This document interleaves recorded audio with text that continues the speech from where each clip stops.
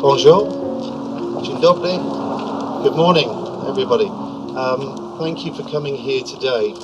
I'm very grateful. We have people here from Poland, we have people here from the Netherlands, we have people here from Australia, we have people here from England, and we have people here from Coquelles, Sangatte, and surrounding areas. Thank you all so much for coming.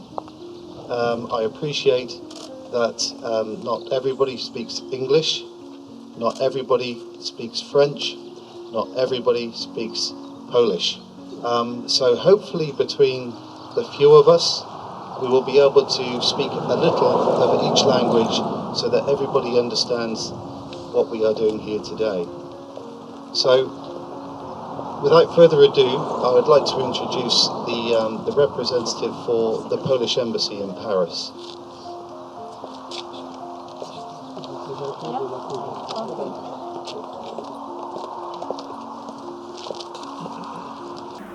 Thank you, Scott, for your invitation here. But I will speak in French because I prepare my speech in French language. I'm sorry. Okay. So, Monsieur le maire, Mesdames, Messieurs, je suis particulièrement heureuse de participer à cette journée exceptionnelle qui s'inscrit dans les commémorations de la perte d'un commandant d'escadre par intérim, Piotr Laguna, et l'inauguration du mémorial consacré à la disparition de ce pilote. Tout d'abord, permettez-moi de vous présenter les cordiales salutations de l'ambassadeur de la Pologne à Paris, M. Jan Emeryk Rościszewski, qui tient à remercier l'association Laguna Spitfire Legacy pour cette formidable initiative et des bienveillantes autorités françaises qui ont soutenu l'organisation de ces commémorations. En tant que vice-consul de Pologne, je tiens à adresser mes plus vifs remerciements à M. Scott Buck ainsi qu'à ses collaborateurs. Et c'est grâce à votre engagement que nous pouvons nous réunir aujourd'hui, ici, près de Coquelles, et en France. Mis sur pied à l'automne en 1939, l'état-major général polonais et le ministère des Affaires militaires polonais président à la reconstruction des forces armées polonaises en France. Le travail permit de couvrir l'ensemble des besoins de l'armée renaissante, camp de triage, centre d'instruction, école pour la principale armée. Tous ces archipels furent organisés en à peine 8 mois grâce à l'accueil des Français. Et pour moi, c'est vraiment très important de souligner que nous avions la possibilité de créer l'armée polonaise ici en France dans les années 1930-1940. Contrairement au recrutement diversifié de l'armée de terre en France, le personnel aéronautique provenait presque exclusivement de Pologne. Cette différence tenait aux besoins de profils spécialisés introuvables parmi les recrues en France et de la mobilisation en France. Elle trouvait également sa source dans la réussite inespérée de l'évacuation des aviateurs en septembre 1939. Et malgré les multiples difficultés qu'ils prennent à surmonter, les aviateurs polonais tenirent leur rang dans la bataille. Parmi eux, le capitaine Piotr Laguna. Il est arrivé en France par la Roumanie. En France, il a été le commandant de l'escadron polonais 145 jusqu'à la fin de la bataille en 1940. Arrivé en Angleterre, il rejoint le R.A.F à partir du 26 juillet 1940. Il est le commandant de l'escadron 302 et il participe à la bataille de l'Angleterre. À partir du 28 mai 1941, il commande la première escadre de chasse polonaise. Et Le 27 juin 1941, il effectue un vol de combat sur le Spitfire P-83-31 et dans la région de Calais, lors d'une attaque contre un aéroport allemand, son avion est touché par un obus de canon anti-aérien et s'écrase au sol près de Coquelles, ici. Et grâce à Laguna Spitfire Legacy, la mémoire de ces courageux pilotes est toujours gardée. Je peux vous dire que nous ne pouvons pas oublier nos soldats qui sont battus et qui ont perdu la vie pour la paix et la liberté en Europe, surtout aujourd'hui, dans le contexte actuel de la guerre en Ukraine. Nous voyons que la paix n'est jamais un bien acquis. Et je voudrais encore une fois remercier Scott Booth et tous les organisateurs de cette cérémonie. Et voilà, vive la France, vive la Grande-Bretagne, vive la Pologne, vive l'Europe. Merci beaucoup.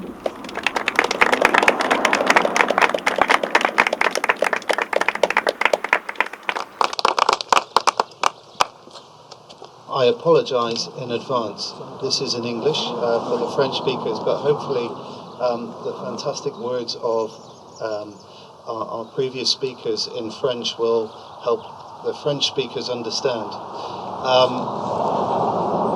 I'm not going to say too much today other than this journey started for me about 4.5 years ago when I took a flight in a two-seat Spitfire. An ambition that I thought I would never achieve in my lifetime. I was inspired by a coffee table made of an engine. I hope that translates. But my partner wasn't very happy about having an engine as a coffee table. But this coffee table led to an extraordinary relationship for me and a man who had been lost at that point some 76 years before. That journey took me to Calais and the War Museum and Mr. Magnier, who is here today, wherever he's hiding. I see him. Oh, he's here. There he is, Fred. And the discovery actually of more parts of the Spitfire that landed not far in fields just from here. The story of Wing Commander Piotr Laguna, of his incredible life and the life of his wife and family, is an inspiration to the world.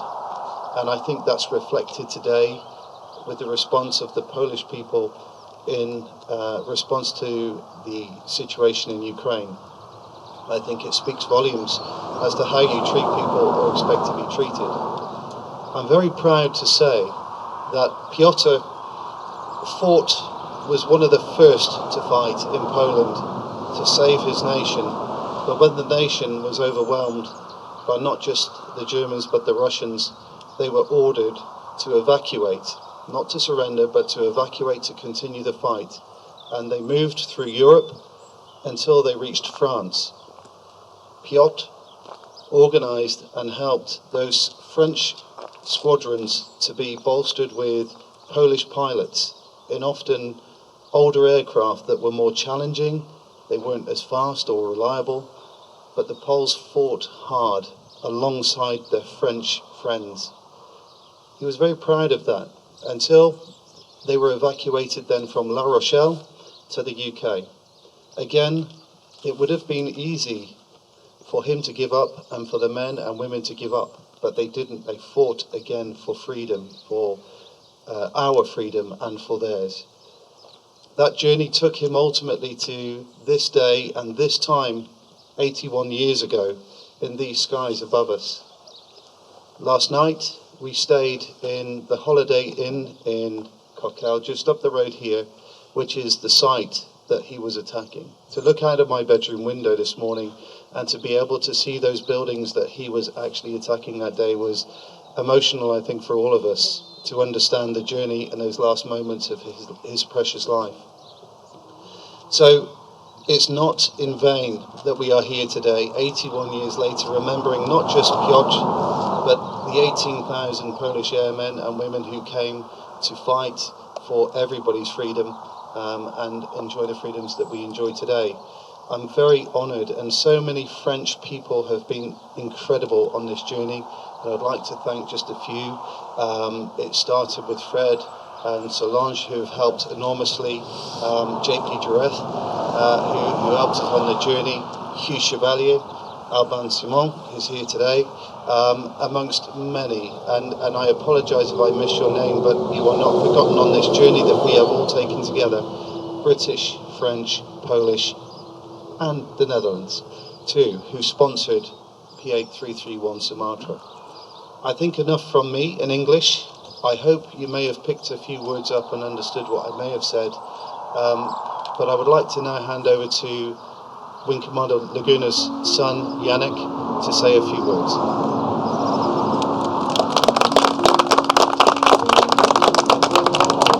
Thank you, Scott. If it wasn't for Scott, of course we wouldn't be here. But also, I feel really moved by the recognition of my father and of all the Polish airmen of what they achieved. Here we are, staying in a little hotel close to where he died, and he was doing his job, flying and trying to bomb the airport here. And that morning, I understand that he'd been given information that his family, that is my mother, my sister, myself, and my grandfather were safe. And he was very happy that day. And he was doing his job, and my mother was doing her job, looking after us in Siberia in a camp. So we got out, and thanks to my father, who fought a fight that was won by him and many others, and thanks to my mother, I am here today. I've been here several times to see my father's grave, and I used to always feel that he shouldn't be here. I used to think he should be in Poland. And I attempted to have that happen. I communicated with the French government and the British government, and it was all too difficult. But I'm so happy it didn't occur, that he wasn't moved. This is where he belongs. I feel that now. I can see it. This is a beautiful area. It's peaceful. It's wonderful. And he's very happy here too. That's it.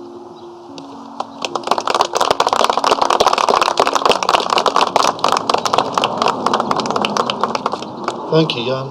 And I couldn't agree more with you. I think this area is beautiful and it's peaceful. And we visited your father this morning in another peaceful area, and I think we all concluded he would be happy and is happy. So really we come to the last part of this ceremony, and I'd like to again thank Mr. Bay, the landowner, for kindly allowing us to use part of his land and create this memorial behind us. The memorial has been sponsored by the International Institute of Remembrance in Poland, and also the Polish Airmen Association of the UK, and also donations from people in the UK.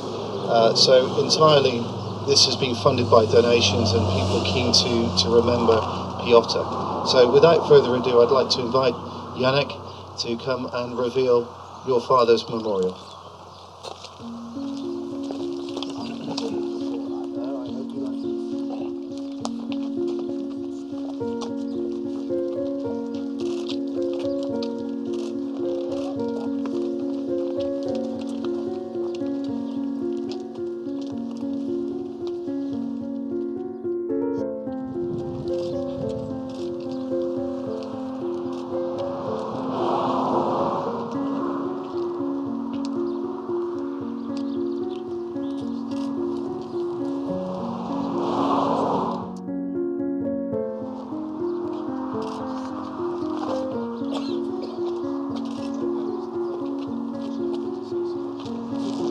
Around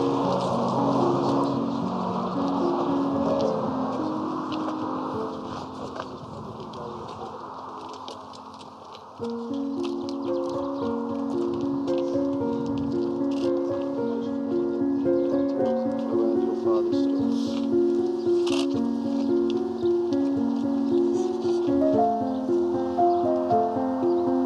Thank you so much.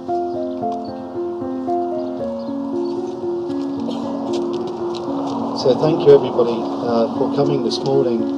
We really appreciate the efforts made specifically as well by the Polish Air Force personnel who were here looking extremely smart in the background, as well as the Dutch. And thank you for representing your country here today. I know that you've made a long drive this morning to be here, and we're very, very grateful for you coming. Thank you so much.